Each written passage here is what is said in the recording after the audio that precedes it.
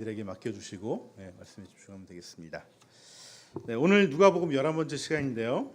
오늘은 소위 안식일 논쟁이라는 주제가 붙은 본문입니다. 오늘 이 본문을 통해서 구약의 안식일과 신약의 주일을 우리가 어떻게 이해하고 또 매주 맞이하는 이 주일을 어떻게 우리가 맞이해야 되는지에 대한 말씀을 나누려고 합니다. 이렇게 주일을 잘 지키시는 분들이 또 이 말씀을 듣게 돼서 아쉽긴 하지만은 그래도 우리 함께 더 이 주일에 대해서 좀 더 깊이 생각하는 시간이 되면 좋겠습니다. 제가 이 안식일에 대한 이야기를 하기에 앞서서 잠깐 이 본문의 구조에 대해서 좀 말씀을 하고 지나가겠습니다. 무슨 얘기냐면 오늘 그 본문은 소위 구조가 어떤 구조이냐면은 샌드위치 구조라고 되어 있습니다. 샌드위치 구조. 혹시 들어보셨죠? 제가 옛날에도 한번 설명을 드렸습니다. 복음서를 쓰시는 그 마태나 마가나 누가는 이 샌드위치 구조를 많이 썼어요. 왜 그러냐면 당시에 그 그레코 로만 사회에서 주로 글을 쓰는 방식이 이 샌드위치 구조의 글들을 많이 썼다는 얘기예요. 그래서 그때 유행하던 또 방식이기도 하기 때문에 이 샌드위치 구조의 글들을 가지고 복음서를 썼죠. 복음서의 샌드위치 구조의 대표적인 것이 바로 마가복음에 나오는 소경이 눈을 뜨는 사건이에요. 소경이. 그래서 마가복음 8장을 보시면 예수님이 밧세다에서 소경의 눈을 뜨게 하는 사건이 나타납니다. 사건이 있습니다. 그리고 10장에 가면은 소경 바디메오가 또 눈을 뜨는 사건이 일어나요. 소경이 눈을 뜨는 사건이 8장과 10장에 있는 것이죠. 그리고 그 사이에 또 여러 가지 사건들이 있는데 이 얘기는 뭐냐면은 두 명의 소경이 예수님 만나서 눈을 떴는데 정작 예수님과 함께 다니고 있는 제자들은 예수를 못 알아보고 있다. 예수님에 대해서 눈을 뜨지 못하고 있다. 이 얘기를 지금 하는 것입니다. 동시에 마가는 이 마가복음을 읽고 있는 청중들에게도 똑같은 질문을 던지는 것이죠. 당신들은 지금 예수님에 대해서 눈을 뜨고 있느냐? 이 질문을 하는 것이에요. 이 구조를 통해서 메시지를 전하는 것이죠. 오늘 이 구조를 통한 그 메시지를 던지는데 우리가 보통 샌드위치 가게를 가면은 메뉴가 여러 가지 있잖아요. 그러면 이제 우리가 고를 때 빵은 똑같습니다. 대부분 빵은 똑같죠. 빵은 똑같은데 그 사이에 뭐가 들어가느냐에 따라서 어떤 샌드위치냐 이렇게 구별이 되죠. 그래서 햄이 들어가면 뭐 햄 샌드위치, 또 계란이 들어가면 뭐 계란 마요네즈 샌드위치. 제가 그거 좋아합니다. 그거를 이렇게 메뉴로 얘기를 합니다. 그래서 마가복음의 이 샌드위치 구조는 예수님이 어떠한 분인지를 우리가 눈을 뜨고 있느냐라는 것을 그 주제를 던지기 위해서 그런 구조로 마가가 말을 전하고 있는 것이죠. 오늘 누가복음도 이런 샌드위치 구조로 되어 있어요. 그래서 우리가 지지난 시간이었나요? 이 베드로를 부르는 장면이 있었죠. 베드로 5장 1절에서부터 시작한 베드로를 부르는 장면이 나오는데 그리고 오늘 6장 마지막으로 가면은 다시 제자들을 불러서 12제자를 완성하는 그런 이야기가 나옵니다. 그러니까 5장과 6장은 제자의 이야기로 시작해서 제자의 이야기로 끝나는 샌드위치 구조라는 거예요. 그리고 나서 그 사이에 예수님께서 여러 가지 행한 에피소드들이 나오죠. 나병 환자를 고친다거나 귀신을 쫓아낸다거나 아니면 중풍병자를 고치고 가르치고 이런 것들이 있죠. 그리고 오늘 본문에서는 또 안식일 이야기가 나오는 것입니다. 그렇다면 이 5장과 6장의 주제는 뭘까요? 주제는 바로 예수님이 부르신 제자들은 어떠한 제자들이 되어야 되는가라는 것이 주제예요. 동시에 누가는 이 누가복음을 읽고 있는 우리들에게도 똑같은 질문을 던지는 것이죠. 당신들은 어떠한 제자들입니까? 라고 물어보는 것입니다. 누가는 우리를 포함해서 예수님이 부르신 제자들은 예수님처럼 가르치고 생명을 구하고 치유하고 악한 영을 몰아내는 일을 행하는 자들로 그 제자들과 우리를 부르셨다고 말씀하고 있는 것이죠. 그리고 여기에 한 가지를 더해서 이 안식일에 대한 이야기를 하고 있는 것입니다. 제가 지난번에도 말씀드렸죠. 어떻게 유대인은 나라도 없이 땅도 없이 언어도 없이 심지어 피까지 다 섞여버린 혼혈인이 되었음에도 불구하고 2000년의 세월이 지났음에도 그 민족이 없어지지 않았느냐. 왜 지금 다시 1948년인가요? 정확히 기억이 안 나는데 다시 이 팔레스타인 땅에 이스라엘을 건국할 수 있었느냐. 이 질문에 유대인 랍비였던 아브라함 여호수아 헤셀이라는 분이 이렇게 얘기했죠. 유대인들이 지켜왔던 안식일이 오히려 유대인을 지켜주었다. 유대인들이 유럽과 아프리카와 러시아까지 쫙 흩어져가지고 거기에서 피까지 다 섞여버렸어요. 그래서 그 이스라엘이 건국했을 때, 그 2차 세계대전이 끝나고 건국했을 때 이스라엘에 와서 난 유태인이요 하고 왔는데 사람들이 다 피부색깔이 다 틀려. 쟤는 흑인인 것 같은데 유대인이라고 그러고, 저 사람은 러시아인인 것 같은데 유대인이라고 그러는 겁니다. 그렇게 했던 이유가 유대인들이 목숨을 걸고 지켰던 안식일이 오히려 유대인들이 지구상에서 사라지지 않고 남아있을 수 있었던 비결이라는 것이죠. 이것이 훗날 교회가 된 제자들이 온갖 핍박 속에서도 주일 성수를 통해서 교회의 생명을 이어온 그런 비결이기도 하고, 또한 교회의 역사와도 연결이 되는 것입니다. 하지만 예수의 제자들의 안식일에 했던 일들은요, 당시 바리새파 사람들이 보기에는 너무나 이상한 일들을 하고 있는 것이죠. 왜냐하면 출애굽기와 레위기에서는 하나님께서 이 안식일에 대해서 말씀하시면서 이 안식일을 반드시 지켜야 된다. 그리고 이 안식일을 지키지 않으면 죽여라. 이렇게 말씀하셨습니다. 아주 끔찍한 말씀하셨죠. 주일 빠지면 죽여라. 그러면 아마 여기 계실 분이 아무도 안 계실 것 같습니다. 네, 그 말씀을 하셨어요. 그래서 당시의 유대인들, 특히 바리새인들, 그 사람들은 이 안식일을 목숨처럼 지키려고 노력했습니다. 로마가 다스리기 전에는 헬라 제국이 이 이스라엘을 다스렸었는데요. 그때 로마는 약간 융화 정책을 폈지만은 헬라 제국은 강압을 가지고 이스라엘을 다스렸어요. 그래서 안식일을 못 지키게 하고 제사를 못 지키게 했습니다. 그래서 이때 막 이것을 거부하는 운동이 일어났는데, 이 거부하는 운동이 바로 바리새 운동이었어요. 바리새파들이 했던 운동. 거기서 바리새인들이 생겨났던 것이죠. 그래서 이 바리새인들이 했던 운동의 가장 핵심이 안식일을 지키는 거예요. 안식일. 그래서 이 안식일을 더 잘 지키기 위해서 234개인가 이런 조항까지 만들어서 이 안식일을 지켰던 것이죠. 그 중에 하나가 안식일에는 절대 움직이면 안 돼. 일하면 안 돼. 그래서 뭐 무거운 거 하나 들면 안 돼. 그럼 얼마나 무거운 거 들면 안 돼? 그러면 세알 만한 거 이상 들면 안 돼. 그리고 어디 다니지 마. 어딜 뭐 여기 앞에도 못 나가? 800m 이상 걷지 마. 이렇게 규정을 세워놨어요. 그리고 추수하는 거 이런 거 다 금지를 시킨 것이죠. 근데 이렇게 자기들은 목숨 걸고 이 안식일을 지켰는데 예수님과 예수의 제자들은 이 안식일을 안 지키는 거예요. 밀밭을 지나가면서 밀을 배고프다고 뜯어서 손으로 막 비벼서 그것을 먹은 거예요. 이 바리새파 사람들이 보기에 쟤네 손으로 추수하네, 또 저걸 타작하네, 그걸 또 먹네, 그러면서 이제 예수님과 바리새인들에게 항의를 하기 제자들에게 안식일을 범했다고 이게 따지기 시작했던 것이죠. 하지만 이 제자들과 예수님은요, 이 안식일 규정을 몰라서 실수로 어긴 것이 아니에요. 만약에 실수로 했다면 예수님이 이 말을 하실 필요가 없죠. 두둔하지 않겠죠. 제자들을. 예수님은 다윗의 이야기를 예로 들면서 다윗이 사울을 피해서 도망가다가 배가 고파서 이 제사장들만 먹어야 되는 진설병에 있는 이 빵을 먹습니다. 떡을 먹습니다. 그것이 아무런 하나님께서 문제를 삼지 않았다는 거예요. 그 얘기를 하면서 너희들이 말하는 그 문자 그대로 율법을 준수하는 것은 오히려 틀렸다. 이렇게 말씀하시는 것이죠. 그래서 한마디로 예수님과 제자들은 의도적으로 이 규정을 어긴 거예요. 의도적으로. 안식일에 손이 오그라진 자를 고치신 일도 굳이 그날 안 하셔도 되는데 예수님은 굳이 그날 하신 거예요. 이 사람이 당장 죽을 사람도 아닌데도 불구하고 굳이 안식일날 이걸 고쳐서 이 바리새인들과 율법학자들이 보기에 저놈 나쁜 놈이네라는 소리를 들으셨다는 것이죠. 이것은 예수님과 예수의 제자들이 이러한 관행과 싸워 나갔던 공동체였다는 것을 말하고 있는 것입니다. 하지만 예수님은요, 반대를 위한 반대를 하진 않았어요. 분명한 원칙과 이유를 가지고 이 일들을 하셨습니다. 그것이 바로 안식일의 규칙을 지키는 것이 안식일을 지키는 것이 아니다.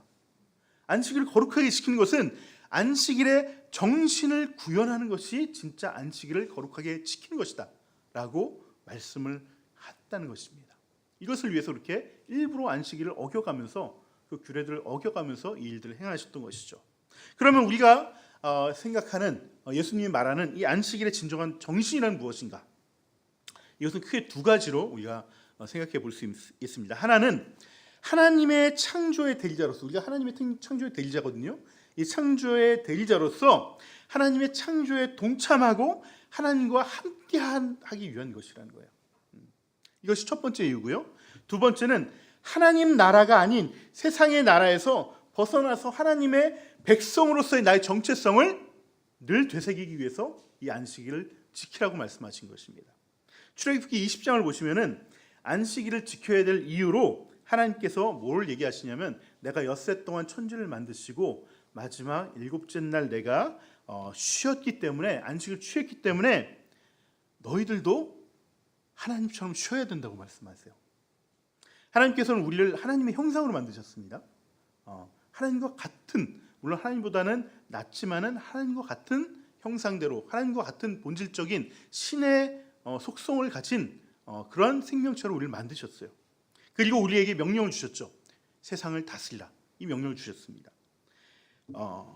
여러분, 이것이 하나님께서 얘기하는 건 뭐냐면, 내가 너와 함께 이 세상을 같이 다스리겠다는 거예요. 내가 너와 함께. 그런데 당시에 다른 고대의 신화들을 보시면은 신이 인간을 만든 이유는, 신이 나 저거 하기 귀찮아, 인간 만들어서 인간 시켜야지, 그렇게 인간들을 만들었다고 얘기하고 그렇게 노동을 시키는 신으로 나타납니다. 하지만 하나님은 함께 일하자고 우리를 만드셨다는 것이죠. 그러면 함께 일하자와 이 일을 쟤한테 시키자, 이 차이가 어디 있겠습니까? 쉴 때 같이 쉬면은 함께 일하는 거고요. 나는 쉬고 넌 계속 일해, 그러면 이건 노동을 시키는 거죠. 인간 너는 계속 일하라고 하면 그건 신간이 인간을 노동의 착취로 삼았다는 얘기고요. 하지만 하나님은 너희는 나의 형상으로 만든 존귀하고 존엄한 생명이니까 나처럼 반드시 쉬고 안식해야 된다, 이 말씀을 하시는 것입니다. 하지만 우리 인류는 아시다시피 고대 사회로부터 근대에 이르기까지 대부분의 지배 계급이, 가진 계급이 피지배 계급의 노동을 착취하기 위해서 이 종교를 사용해서 거짓말을 퍼뜨렸어요. 세뇌를 시켜왔습니다. 고대의 지배 계급은요, 당시에 그 사람들은 스스로 자기들을 신의 아들들이다라고 이렇게 불렀습니다. 그러니까 피지배의 계급은 신인하고 전혀 상관없는 신이 만든 인간들이에요. 그러니까 당연히 어떻게 돼요? 신인 나는 놀고 먹을 테니까 너희들이 우리를 위해서 일해야 된다, 이 논리를 세우기 위해서 종교를 만들고 종교를 퍼뜨린 것입니다.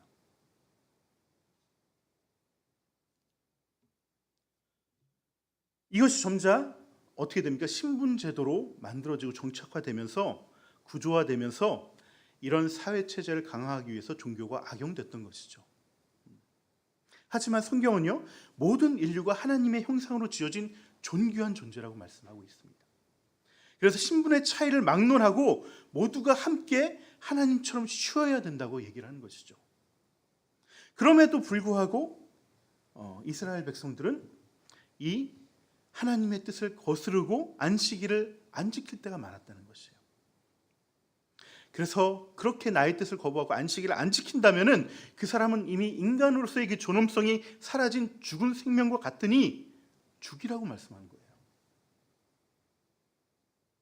오늘날 현대 사회는요, 이미 대부분의 신분 제도가 다 없어졌기 때문에 우리가 인간으로서 쉼을 내가 누리고 싶으면 누릴 수 있습니다. 그런데 현대 인류는요, 이제 스스로 자기의 쉼을 반납하고 있어요. 스스로 안식하지 못하고 신이 주신 존엄성을 스스로 무너뜨려 가고 있다는 것입니다. 무한 경쟁과 이 생존 경쟁에서 살아남기 위해서 스스로 쉼과 안식을 포기하는 사람들이 늘어나고 있다는 거예요. 성경은 이렇게 경쟁 구도와 이런 사회를 뭐라고 얘기하냐면 제국이라고 얘기를 합니다. 제국. 이런 피라미드 구조 속에서 힘을 숭상하고 힘 있는 사람이 다른 사람을 누르는 구조의 사회를 제국이라고 얘기합니다. 그리고 이 제국을 하나님 나라의 대척점에 있는 사단의 나라, 세상의 나라라고 규정하고 있어요. 그래서 피라미드로 이렇게 상징되는 이집트 제국에서 착취당하고 신음하던 이스라엘 백성을, 그 민족을 구출하신 이유도 바로 사람들이 세운 제국에서 벗어나서 진정한 존엄성을 갖고 자유인으로 살아가라고 이스라엘을 세우신 거예요. 그러니 당연히 이스라엘은 이 안식일을 지켜야 되는 것이죠. 이스라엘 통해서 온 열방이 야, 우리가 살아가는 이 사람의 나라는 뭔가 잘못됐구나 라는 것을 하나님이 세우신 이스라엘, 이 하나님의 나라를 통해서 보고 깨달으라고 선택해서, 이스라엘 민족을 선택해서 이 하나님의 나라 이스라엘을 세우신 것이라는 겁니다. 또한 이것은 교회를 세우신 목적과도 같은 거예요. 그래서 신명기에 보시면은 안식일을 지키라고 하신 이유를 또 이렇게 얘기하고 있습니다. 너는 기억하라. 내가 애굽 땅에서 종되었더니 너희 하나님의 여호와가 강한 손과 편팔로 너를 거기서 인도하여 내었나니 그러므로 너희 하나님 여호와가 너를 명하여 안식일을 지키라 하였느니라. 우리가 안식일을 지켜야 될 두 번째 이유는 세상의 나라, 제국에서 하나님의 나라로 옮겨졌기 때문에 이제는 더 이상 제국의 노예, 종이 아니라 그 멍에를 벗고 자유인으로 하나님 나라를 살아가야 되기 때문에 그것을 우리가 되새기기 위해서 이 안식일을 지키라고 말씀하신 것입니다. 하지만 대부분의 현대인들은 이 제국주의 시대가 끝났음에도 불구하고 이 자본주의라는 새로운 제국 속에서 생존에 대한 불안과 걱정으로 스스로를 쉬지 못하게 스스로를 자꾸 얽어매는 그런 삶을 살아가는 경우가 많다는 것이죠. 스스로 종의 몽해를 벗지 않고 다시 뒤집어 쓰는 거예요. 심지어 이런 삶을 어렸을 때부터 학습시킵니다. 그래서 주일에도 공부하기 위해 학원에 가야 돼요. 웬만하면 쉬지 말고 일을 하라고 그러고 또 본업만 가지고는 할 수 없으니까 부업도 해야 된다고 얘기를 합니다. 그래서 이런 강박관념에 사로잡혀서 정신없이 바쁘게 살아가도록 세상을 만든다는 것이죠. 얼마 전 분당 우리 교회 이천수 목사님 제가 설교를 잠깐 들었었는데 주제가 주일 성수에 대한 설교 말씀이었습니다. 그 내용이 뭐였냐면은 이천수 목사님한테 옛날에 고등학생이었던 제자가 있었는데 그 제자가 나중에 커서 이천수 목사님한테 편지를 보낸 거예요. 근데 편지 내용이 뭐냐면은 자기가 고등학교를 다니고 있었는데 그때 목사님 설교 말씀을 듣고서 주일에 내가 이제는 절대로 예배에 빠지지 말아야겠다 이런 결단을 했다는 거예요. 당시에 자기가 고3이었는데 이제는 내가 주일 예배뿐만 아니라 오후에 있는 교회 모임까지도 다 참석을 하고 이렇게 주일을 온전하게 내가 성수를 해야겠다 이 결단을 했다고 해요. 그래서 공부는 토요일 밤까지 열심히 공부하고 주일날은 오후까지 주일 예배와 교회 모임 가운데서 교제를 하면서 주일을 온전히 지키고 저녁에는 일찍 잠자리에 들고 월요일 새벽에 일찍 일어나서 그 공부를 했다고 해요. 그렇게 고3을 보낸 것입니다. 그런데 이렇게 정기적으로 쉬고 또 안식하면서 공부를 했더니 슬럼프도 잘 넘어가게 되고 멘탈 관리도 잘 하게 되고 그래서 결국 바라던 이게 좀 약간 은혜가 안 되는데 서울대 정치외교학과에 들어갔다가 이렇게 얘기를 하시더라고요. 그리고 대학생 때도 자기는 이 주일을 엄격하게 성수를 하면서 똑같은 생활을 반복했다고 그래요. 그래서 뭐 시험이 있든 레포트가 엄청 많든 주일날에는 온전히 교회에서 보내면서 나머지 시간을 열심히 해서 이 대학교 재학 기간 내에 외무고시를 패스해서 지금은 외교관이 돼서 잘 살고 있다. 감사하다 라면서 이찬수 목사님에게 편지를 보내왔다는 것을 말씀하시더라고요. 그러면서 이찬수 목사님이 이 말씀을 하신 이유는 주일 성수하면은 바라는 대학에 간다는 말도 아니고 성공한다는 말도 아니다. 나는 그 말을 하려는 것이 아니라 이찬수 목사님이 하시는 말씀은 우리의 삶은 매듭이 있어야 된다는 거예요. 매듭이 없는 삶은 결국 힘을 잃어버린다는 거예요. 매일매일 똑같이 쉬지 않고 살아가면 오히려 그 삶에 생명력이 떨어지게 된다는 거예요.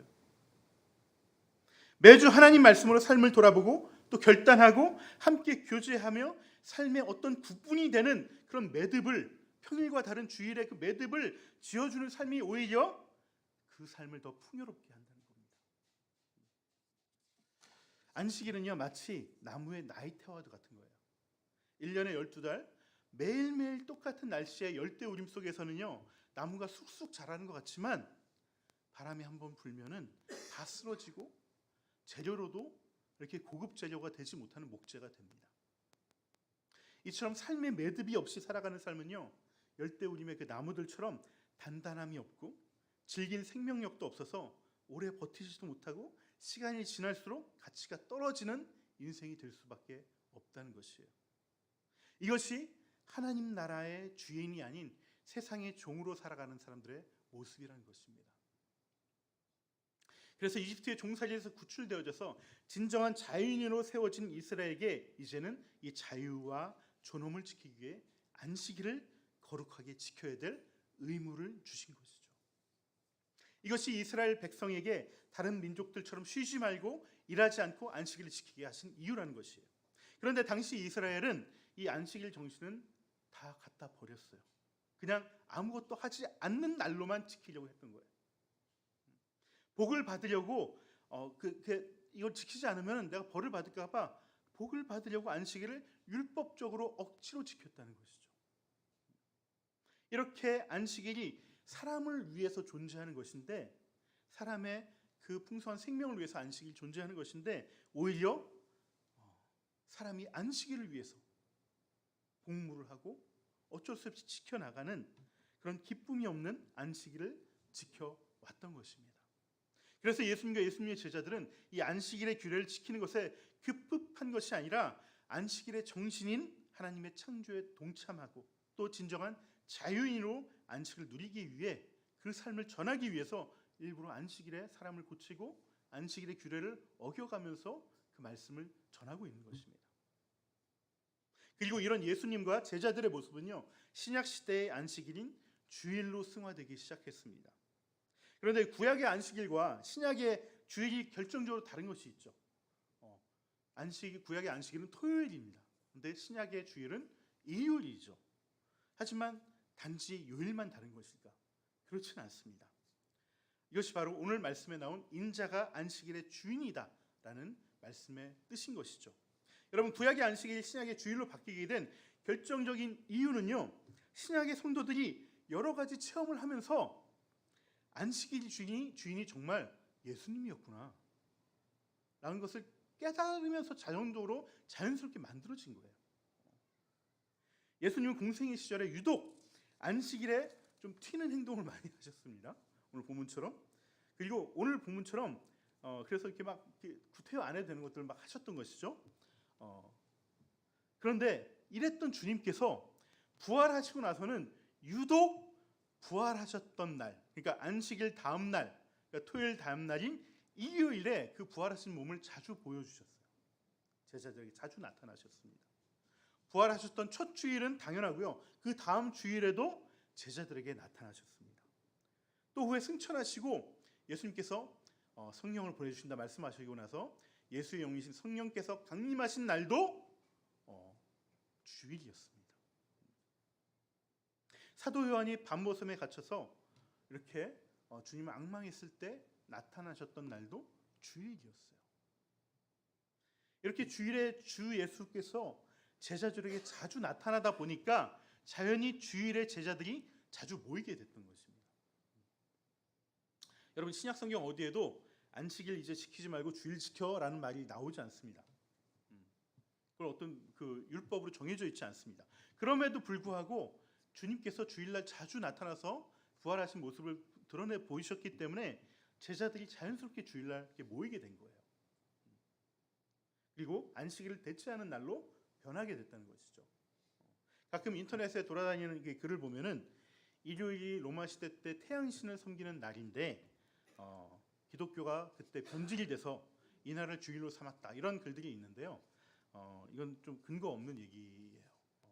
초대교회는요, 로마가 기독교를 공인하기 훨씬 전부터 주님이 나타나셨던 주일을 더 사모하고 안식일처럼 예배를 드리기 위해 모이기 시작했습니다. 교회사 자료를 찾아보면요, 초대교회는요 안식일과 주일을 같이 지켰어요.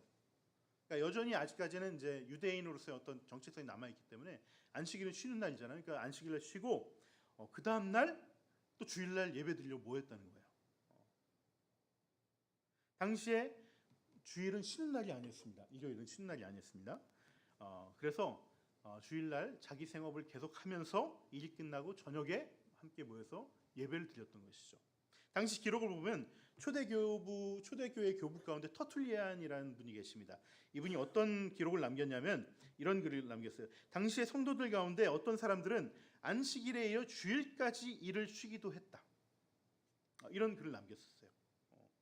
주일 예배를 위해서 일하는 날이었음에도 불구하고 일부러 일을 쉬고 예배를 준비하고 모여서 예배를 드렸다는 것이죠. 예루살렘에서 터키와 그리고 그리스와 이 로마로 이 교회가 뻗어가면서 이러한 새로운 전통은 계속해서 지켜지고 발전하게 됐습니다. 아직 기독교가 공인되지 않았던 2세기의 글들을 보면 거기에도 일요일에 신자들이 모였는데 그 이유는 일요일에 새롭게 세상을 창조하신 그 첫날이 시작되었기 때문에, 그리고 또 예수님의 죽음 가운데서 부활하신 날이기 때문에 신자들이 한 곳에 모였다, 그리고 예배를 드렸다는 기록들이 남아 있습니다. 그래서 결국 콘스탄틴 황제는 321년경에 칙령을 내렸죠. 일요일에 이제부터는 다 쉬어라, 이렇게 칙령이 내려지고 이날을 주일로 공인하게 된 것입니다. 그래서 이 일요일이 사실은 태양신의 날이었지만 우연히 그냥 같은 날이 된 것이지 기독교가 변질돼서 주일이 일요일이 된 것은 아니란 것입니다.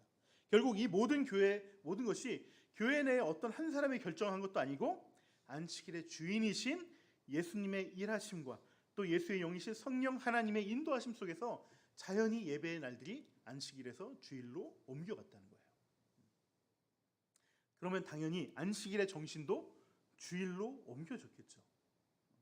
그래서 창조의 협력자로서 하나님과 함께하기 위해 지켰던 안식일의 정신은 부활을 통해서 창조를 완성하고 우리를 새로운 피조물로 재창조하신 주님을 기억하고 그 주님 안에서 안식을 누리는 주일로 승화된 것입니다. 특히 구약의 성전은 신약으로 오면은 뭘로 바뀌었습니까? 교회 공동체로 바뀌었어요. 그러면서 하나님과 함께 하셨던 구약의 안식일은 이제는 예수님 안에서, 예수의 몸된 공동체 안에서 함께 교제하는 안식으로 바뀌게 된 것이죠. 그래서 우리가 주일을 성수한다는 것은요, 주일 오전에만 예배를 드린다고 다 되는 것이 아닙니다. 예배 후에 함께 식사 교제를 하고 함께 삶을 나누는 자리까지 하는 것이 진정한 하나님과 함께하는 안식일의 정신을 이어가는 거예요. 주일 오전에만 겨우 예배를 드리는 것, 그마저도 드리지 못하는 것, 이것들은 사실 바리새인들이 율법을 위해 율법을 지켰던 모습과 다르지 않은 것입니다. 그래서 로마 제국의 노예가 많았던 초대교회 성도들, 대부분 초대교회 성도들은 당시에 노예 신분들이 많았어요. 이 주일에 함께 모이기 위해서 새벽부터 일찍 일어나서 자기 할 일 다 하고 자기 주인에게 양해를 구합니다. 제가 오늘 할 일 다 했는데 오늘 좀 일찍 모임에 가면 안 되겠습니까? 그리고 주일 예배에 참여했다는 것입니다. 주님 안에서 주님의 몸된 공동체와 함께 안식하는 그 안식일의 정신을 향유하기 위해서 그렇게 했던 것이죠. 뿐만 아니라 대부분의 로마 시민권을 가진 사람들이 노예였던 초대교회 성도들은요, 자신이 지금은 비록 이 땅에 시민권이 없는, 로마의 시민권이 없는 노예와 종의 신분이었지만 나의 진짜 정체성은 하나님 나라를 살아가는 하나님 나라의 시민이다. 내가 자유인이다. 이 정체성을 예배를 통해서 늘 되새겼던 것입니다. 그래서 자신의 삶을 힘있게 살아갈 수 있었던 것이죠. 여러분, 경쟁 구도 속에 살아가다 보면, 그런 제국주의적 사회 속에 살아가다 보면 우리의 자존심은 늘 바닥을 칩니다.